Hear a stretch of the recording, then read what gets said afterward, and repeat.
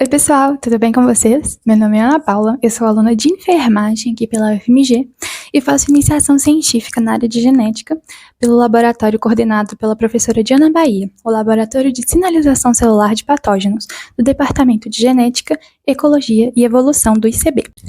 Bom, mas vamos à parte interessante. Em que consiste o meu trabalho? O meu trabalho, ele é uma comparação genômica para entender melhor os mecanismos de patogenicidade de dois parasitos, o T. brucei e o T. vance. Eu sei que essas palavras são muito complicadas, então vamos simplificar.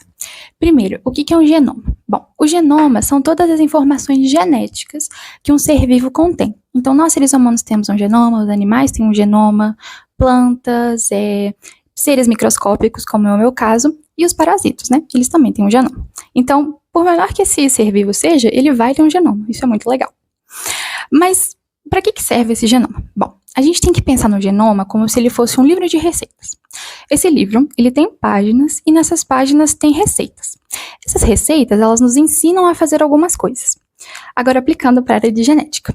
O livro de receitas seria o genoma, as páginas com as receitas seriam genes, e o que nós vamos preparar são as proteínas. E é justamente isso que eu estudo. As proteínas que ajudam nesses mecanismos de invasão e de patogenicidade desses dois parasitos. Vocês podem estar se perguntando, tá, Ana, mas o que tem a ver proteína, genética, parasita? Não tô entendendo nada. Calma lá que a gente vai te explicar.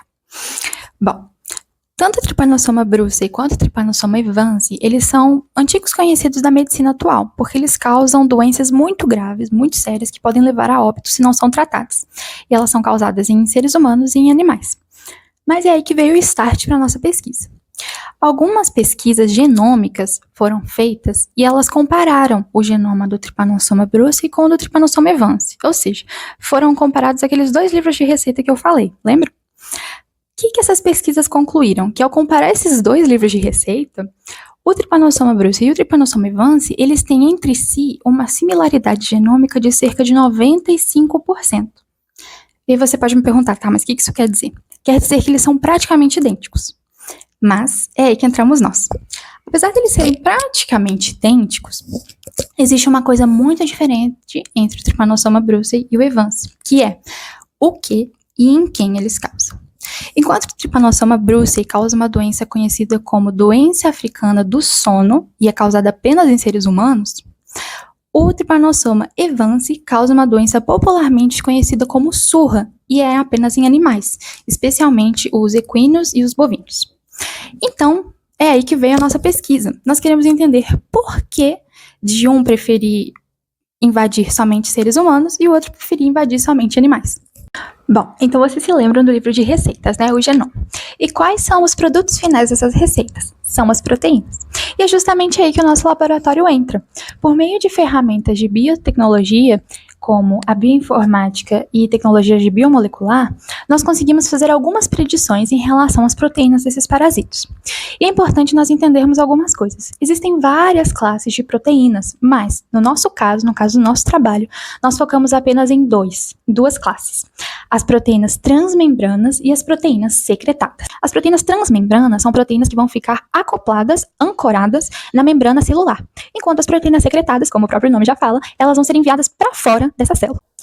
E o que nós identificamos? Então, através dessas ferramentas de bioinformática, nós conseguimos identificar que existe uma diferença entre as proteínas transmembranas do Trypanosoma brucei e do Trypanosoma evansi. Então, justamente essas podem ser as chaves para nós entendermos o mistério de por que o brucei infecta apenas seres humanos e o evansi infecta apenas animais. Claro que, como tudo na ciência, isso leva tempo e muita dedicação. Mas se nós conseguíssemos elucidar finalmente a questão de por que um infecta apenas seres humanos enquanto o outro infecta apenas animais, nós poderíamos melhorar a qualidade de vida de milhares de pessoas e animais que são afetados todos os dias devido a essas graves doenças.